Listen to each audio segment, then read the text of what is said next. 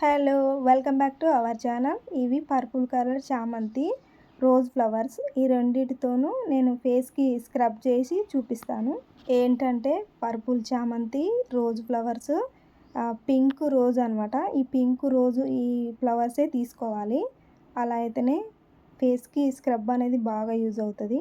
ఇప్పుడు మనం ఈ ఫ్లవర్స్ని విడదీయాలి. విడివిడిగా చేసి ఎండలో 2 days ఎండబెట్టుకోవాలి. ఆ తర్వాత ఒక కప్పు షుగర్ తీసుకొని మిక్సీ పట్టుకోవాలి. ఎలా అంటే కొంచెం బరకగా ఉండాలి, స్క్రబ్కు యూజ్ అవుతుంది. ఇంకా ఎండలో ఎండబెట్టుకున్న ఫ్లవర్స్ ఉన్నాయి కదా, అవి ఎండిపోయాక ఇలా వచ్చాయి. ఇవి మిక్సీ పట్టుకోవాలి.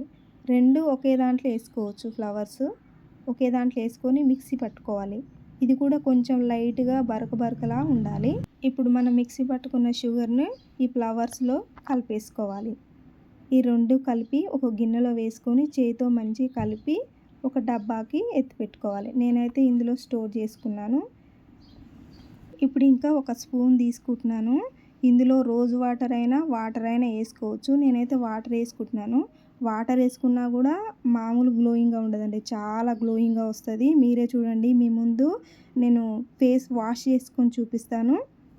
ఈ స్క్రబ్ మీరు ఒక్కసారి యూజ్ చేసి చూడండి. ఎంత నల్లగా ఉన్న వాళ్ళైనా తెల్లగా మారిపోతారు. చాలామంది పిగ్మెంటేషన్తో బాధపడుతున్నా కూడా వాళ్ళకు కూడా యూజ్ అవుతుంది. నీట్గా చేస్తుంది. ఎప్పుడైనా మనం బయటికి వెళ్ళి వచ్చినప్పుడు మనం ఈవినింగ్ టైంలో ఇలా స్క్రబ్తో వాష్ చేసుకుంటే చాలా గ్లోయింగ్గా ఉంటుంది.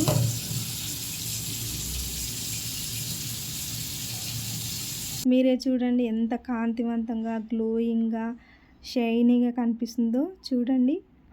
ఇంకా చామన ఛాయగా ఉన్న వాళ్ళకైతే ఇంకా మంచి రిజల్ట్ వస్తుంది. పార్లర్కు కూడా వెళ్ళే అవసరం లేకుండా ఈజీగా రెడీ చేసుకోవచ్చు. ఇంకా మంచి రెమెడీస్ ఉన్నాయండి. మీ ముందుకు నెక్స్ట్ వీడియోలో తీసుకొస్తాను. నేను ఈ వీడియోలో చూపిస్తున్న విధంగా చేయండి. నిజంగా సూపర్ రిజల్ట్ ఉంటుంది. మీరే చూడండి. మీకు ఈ వీడియో నచ్చినట్టయితే లైక్ అండ్ షేర్ చేయండి.